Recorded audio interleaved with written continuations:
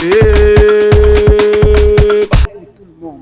C'est pas seulement pour la femme ou pour l'homme. L'argent de la femme doit être pour l'homme et la famille. L'argent de l'homme aussi doit être pour la famille. Et pour l'homme et la femme, pour la famille aussi. Donc ça doit être la même chose. Pourquoi ce n'est que pour la femme qui doit être pour sa famille? Non, non. Ils sont alors mariés pourquoi? Hein? On se marie pour le meilleur et pour le pire. Quand le pire arrive, la femme doit souffrir. C'est ça, non?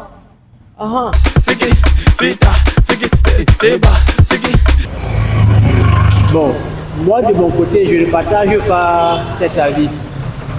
Parce que normalement, si ça dépendait que de moi, les revenus doivent être repartis entre les deux. Donc, on ne doit pas avoir l'argent de l'homme à part, l'argent de la femme à part. L'argent de l'homme doit normalement être pour tout le monde parce que c'est l'homme qui est le chef de la famille.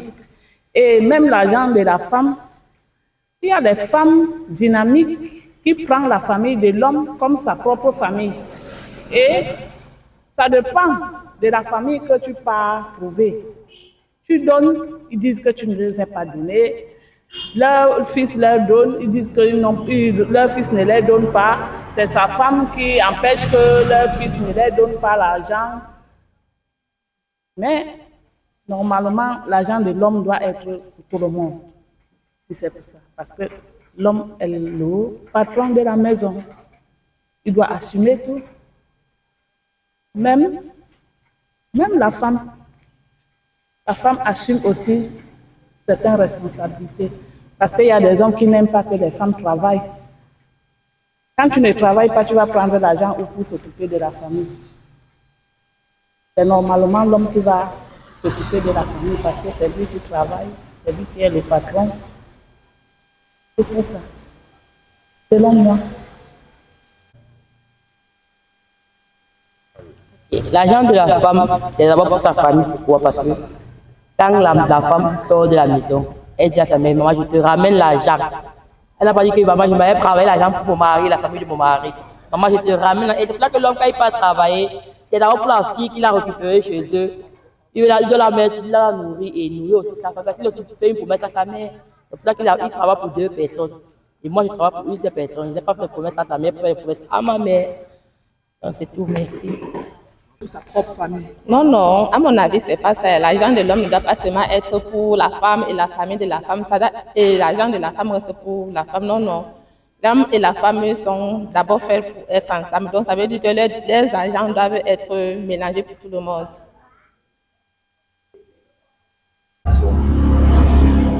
Mon point de vue, l'argent de l'homme.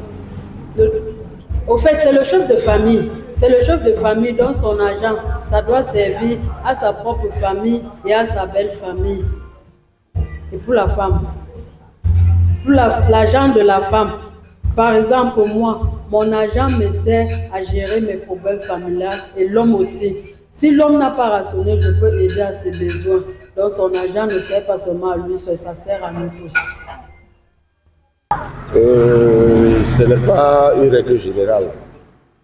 En réalité, ce n'est pas une règle générale. Tout dépend de l'entente du couple. Généralement, on a aussi, dans certains couples, le salaire de la femme sert à plus de 80% dans l'intérêt du foyer. Mais, toute raison gardée, généralement, tout dépend. On a des moments où on a certaines familles, bon, entre guillemets, belles familles, qui élèvent leurs enfants, qui comptent sur leurs enfants, parce que l'enfant c'est une fille, d'accord, mais cette famille, elle compte vraiment sur leurs enfants, ce qui fait que le mariage qui vient n'obstrue pas qu'est-ce que je dis, l'idée ou alors l'objectif que la famille de la femme s'était fixée. Parce qu'on a dans certaines familles, dont entre guillemets belles familles, la fille est l'aînée. Par conséquent, dans l'Afrique, dans notre monde africain,